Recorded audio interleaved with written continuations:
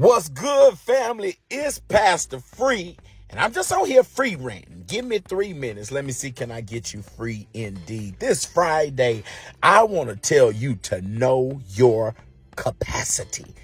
Capacity. That word has been on me for a couple of months. Have you ever stepped into an elevator and saw the placard above the buttons that said the capacity of this elevator is 2,000 pounds? Or we just got our occupancy for the Next Level Vision Center in Manor. And usually with occupancy, they'll tell you what the capacity of the building is. That basically means how much a thing can handle. How many people can come in here? How much weight can this thing bear? And you've got to know your capacity. A whole lot of times, because people are not in tune with their capacity, they may stretch themselves too thin. They may become overworked or overwhelmed.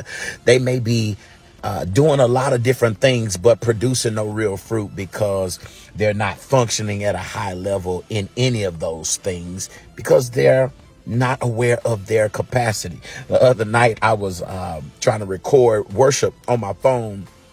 And because I had so many videos on my phone that I hadn't deleted, my phone literally just shut off. The battery was full, but the phone had reached its capacity. And so it just wouldn't function properly. And somebody knows what it's like to just kind of burn out and hit a wall. And you cussing folks out and you kicking the cat because you're operating beyond your capacity.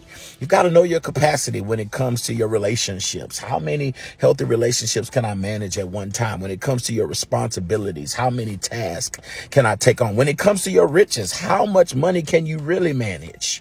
I know you're asking God to make you a millionaire, but what is your real capacity?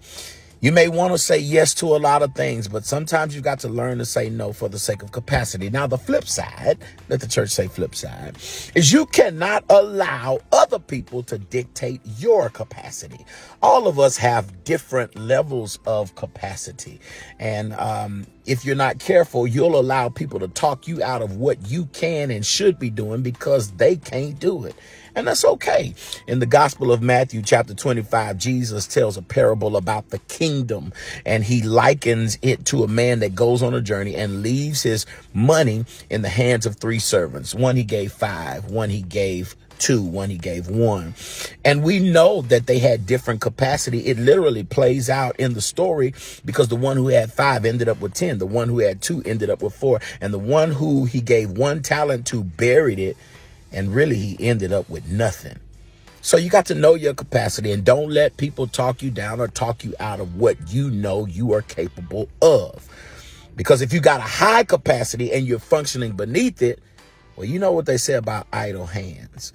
Sometimes I need to stay busy to keep me out of trouble. Anyway, people of God, I want you to know your capacity. It's Pastor Free. I'm a little bit over 3 minutes, but I love you, and there's nothing you can do about it. Holla.